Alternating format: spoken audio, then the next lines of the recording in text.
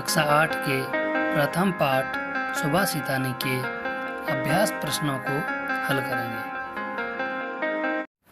प्रथम प्रश्न है, पाठे दत्तानां पद्यानां सस्वर वाचनम कुरुत।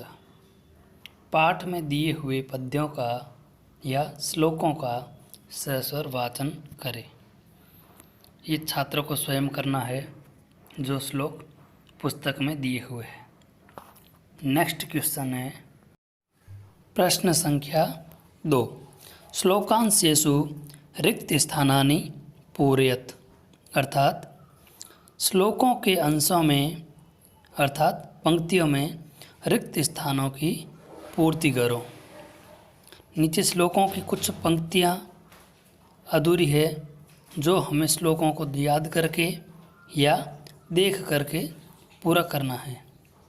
यहाँ पर जो काले रंग में लिखे शब्द है वह हमारे द्वारा भरे हुए हैं। पहला, समुद्रम आसाद्य, ये जो पंक्ति है पुस्तक में है तो जिसको याद होगी वो भर पाएगा। समुद्रम आसाद्य भवन्त्यापेयः। नेक्स्ट, श्रुत्वा वचः मधुर सुक्तरसम सृजन्ति। इसमें श्रुत्वा नहीं दिया हुआ था तो हमने श्रुत्वा भरा है। नेक्स्ट, तद्भागधेयं परमं पशूनां। नेक्स्ट, विद्याफलं व्यसनिनः कृपणस्य सौख्यम। नेक्स्ट है, पौरुषं विहाय यः दैवम् अवलंबते। नेक्स्ट, चिंतनीया हि विपदाम आदावेव प्रतिक्रिया। अगला प्रश्न है, प्रश्नानाम उत्तराणि एक पदेन लिखत। प्रश्नों के उत्तर एक शब्द में लिखो। पहला है, व्यसनिनः किम नश्यति। बुरी लत वाले का क्या नष्ट हो जाता है। विद्याफलम, विद्या रूपी फल। दूसरा है, कस्य यशः नश्यति। किसका यश या प्रसिद्धि नष्ट हो जाता है।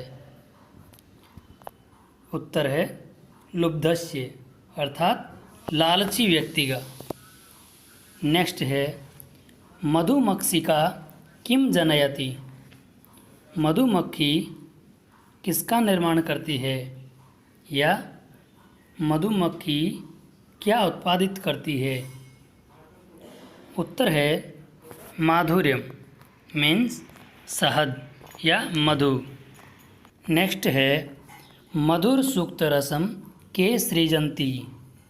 अर्थात मधुर सूक्त रस का निर्माण कौन करते हैं। मधुर सूक्त मीन्स मीठी वाणी वाले, रसम मीन्स रस का, के सृजन्ति निर्माण कौन करते हैं। के मीन्स कौन, सृजन्ति मीन्स निर्माण करते हैं। उत्तर है संतः, अर्थात सज्जन लोग।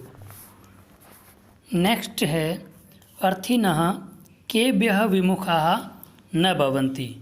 अर्थात याचक किन से निराश नहीं लौटते।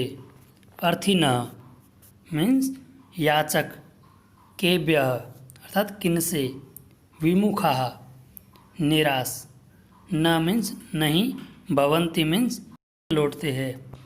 अर्थात याचक किन से वापस निराश नहीं लौटते। आंसर है महिरुहेभ्यः, अर्थात पेड़ों से या वृक्षों से। अगला प्रश्न है, अधोलिखित तद्भव शब्दानां कृते पाठात् चित्वा संस्कृत पदानि लिखत। अर्थात अधोलिखिता नाम यानी नीचे लिखे हुए तद्भव शब्दानां कृते। तद्भव शब्द अर्थात संस्कृत शब्दों का बदला हुआ हिंदी रूप, जो सामान्यतः हिंदी के होते हैं, इन शब्दों के लिए पाठात पाठ से, चित्वा चुनकर, संस्कृत पदानि संस्कृत शब्द लिखत लिखिए। जैसे कंजूस तद्भव शब्द है जिसका संस्कृत शब्द होगा कृपणः। नेक्स्ट है तद्भव शब्द कड़वा जिसका संस्कृत शब्द है कटुकम। नेक्स्ट है पूंछ, इसका संस्कृत पद होगा पुच्छम। नेक्स्ट है संतः का संस्कृत पद सज्जन।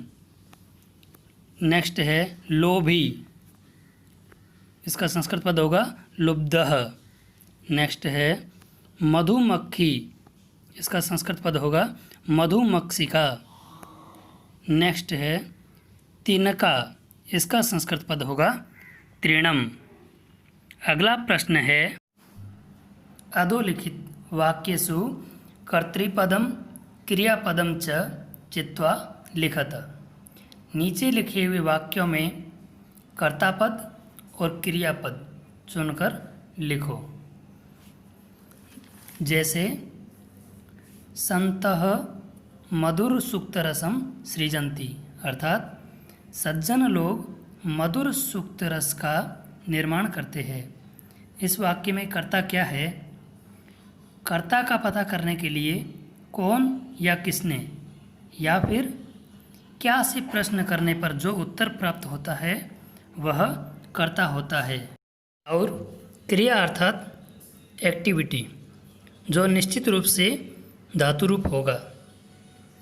जैसे संतः मधुर सुक्त रसम सृजन्ति, अर्थात सज्जन लोग मधुर वाणी रूपी रस का निर्माण करते हैं। तो यहाँ पर कौन शब्द से प्रश्न करने पर संत शब्द प्राप्त होता है तो वह कर्ता है। और यहाँ क्रिया या एक्टिविटी क्या है तो उत्तर होगा सृजन्ति, अर्थात निर्माण करते हैं।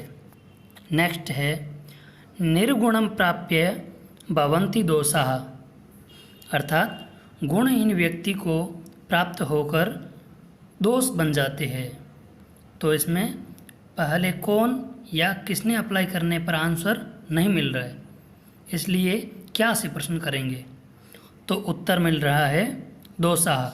अतः यहाँ कर्ता दोषा होगा और क्रिया भवन्ति, अर्थात बन जाते हैं। नेक्स्ट है मधुमक्षिका माधुर्यम जनयेत, अर्थात मधुमक्खी मधु या शहद उत्पन्न करती है या निर्माण करती है। इसमें कौन से प्रश्न करने पर मधुमक्षी का शब्द प्राप्त होता है तो इसमें कर्ता मधुमक्षी का होगा और क्रिया जनयेत, अर्थात निर्माण करती है। नेक्स्ट है पिशुनस्य मैत्री यशः नाशयति, चुगलखोर की मित्रता और यश या प्रसिद्धि नष्ट हो जाती है।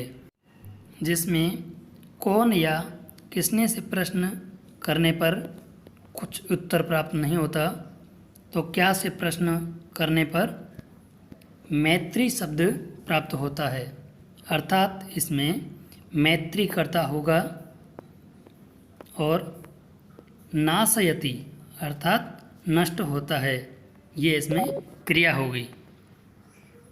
नेक्स्ट है नद्यः समुद्रम आसाद्य अपेयः भवन्ति, नदियाँ समुद्र में मिलकर अपेय हो जाती है। इसमें कौन से प्रश्न करने पर नद्यः शब्द प्राप्त होता है, अतः यहाँ कर्ता क्या होगा नद्यः और भवन्ति यहाँ पर क्रिया होगा जिसका अर्थ होता है बन जाता है। अगला प्रश्न है रेखांकितानि पदानि आधृत्य प्रश्न निर्माणम कुरुत, अर्थात रेखांकित शब्दों को आधार मानकर प्रश्न निर्माण करो, अर्थात अंडरलाइन वर्ड्स को बेस मानकर प्रश्न निर्माण करना है। प्रश्न निर्माण वाले प्रश्नों को हल करने के लिए आवश्यक रूप से किम शब्द के शब्द रूप तीनों लिंगों में याद होने बहुत ज़रूरी है। जो पुल्लिंग में कह कऊ के से शुरू होते हैं, स्त्रीलिंग में का के कहा और नपुंसकलिंग में किम के कानी से शुरू होते हैं। प्रश्न निर्माण वाले प्रश्नों में जो भी शब्द जिस लिंग, जिस विभक्ति और जिस वचन का है, प्रश्न निर्माण करते समय किम शब्द रूप में उसी लिंग, उसी विभक्ति और उसी वचन का शब्द देखने पर जो शब्द प्राप्त होता है उसी शब्द से प्रश्न निर्माण होता है। जैसे गुणाः गुणज्ञेषु गुणाः भवन्ति में गुणाः रेखांकित शब्द है जो पुल्लिंग में प्रथमा विभक्ति बहुवचन का है। तो प्रश्न निर्माण करने के लिए किम शब्द रूप का पुल्लिंग में प्रथमा विभक्ति का बहुवचन रूप देखना है। वो देखने पर हमें के शब्द प्राप्त होता है। जैसे गुण शब्द रूप का गुणः गुणौ गुण होता है, वैसे ही किम शब्द पुल्लिंग का कह कऊ के होता है। तो गुणाः शब्द के जैसे ही किम शब्द का के, यहाँ पर के शब्द प्राप्त होता है। अतः प्रश्न निर्माण करते समय गुणाः के स्थान पर के शब्द आएगा। नेक्स्ट है नद्यः सुस्वादुतोयाः भवन्ति, अर्थात नदियाँ स्वादिष्ट जल वाली होती है। यहाँ नद्यः शब्द स्त्रीलिंग प्रथमा विभक्ति बहुवचन का है, तो उत्तर भी किम शब्द स्त्रीलिंग प्रथमा विभक्ति बहुवचन का ही होगा, जो काह शब्द है। और प्रश्न बनेगा काह सुस्वादुतोयाः भवन्ति। नेक्स्ट है लुब्धस्य यशः नश्यति, अर्थात लालची व्यक्ति का यश या प्रसिद्धि नष्ट हो जाती है। यहाँ लुब्धस्य शब्द पुल्लिंग षष्ठी विभक्ति एक वचन का है। इसके स्थान पर हम किम शब्द पुल्लिंग षष्ठी विभक्ति एक वचन का प्रयोग करेंगे और वो शब्द होगा कस्य। तो प्रश्न क्या बनेगा? कस्य यशः नश्यति। नेक्स्ट है मधुमक्षिका माधुर्यमेव जनयति। मधुमक्खी मधु या शहद का ही निर्माण करती है। यहाँ मधुमक्षिका शब्द स्त्रीलिंग प्रथमा विभक्ति एक वचन का है, तो प्रश्न निर्माण करने के लिए भी किम शब्द स्त्रीलिंग प्रथमा विभक्ति एक वचन का प्रयोग करेंगे, जो का शब्द है। अतः प्रश्न बनेगा का माधुर्यमेव जनयति। नेक्स्ट है तस्य मूर्धनि तिष्ठन्ति वायसाः, अर्थात उसके सिर पर कौवे बैठते हैं। यहाँ मूर्धनि शब्द पुल्लिंग सप्तमी विभक्ति एक वचन का है, तो प्रश्न निर्माण करने के लिए भी किम शब्द पुल्लिंग सप्तमी विभक्ति एक वचन का प्रयोग करेंगे, जो कस्मिन शब्द है। और सप्तमी विभक्ति में प्रश्न निर्माण के लिए एक अव्यय शब्द भी है, जो कुत्र है, तो कुत्र का भी प्रयोग कर सकते हैं। तो प्रश्न इस प्रकार बनेगा तस्य कुत्र तिष्ठन्ति वायसाः, या फिर तस्य कस्मिन तिष्ठन्ति वायसाः। अगला प्रश्न है उदाहरणानुसारं पदानि पृथक कुरुत। उदाहरण के अनुसार शब्दों को अलग अलग करिए। यथा, जैसे समुद्रमासाद्य, यह शब्द है, इसमें कितने शब्द है उनको अलग अलग करना है। इसमें है समुद्रम प्लस आसाद्य। नेक्स्ट है माधुर्यमेव, जिसमें है माधुर्यम प्लस एव। नेक्स्ट है अल्पमेव, जिसमें दो शब्द है अल्पम प्लस एव। अगला है सर्वमेव, जिसमें शब्द है सर्वम प्लस एव। नेक्स्ट है दैवमेव, जिसका संधि विच्छेद होगा दैवम प्लस एव। अगला है महात्मनां मुक्ति ही, जिसका है महात्मानां प्लस उक्ति ही। नेक्स्ट है विपदामादावेव, इसमें 3 शब्द है, विपदाम प्लस आदौ प्लस एव। इस प्रकार हमारा प्रथम पाठ पूरा हुआ। धन्यवादः।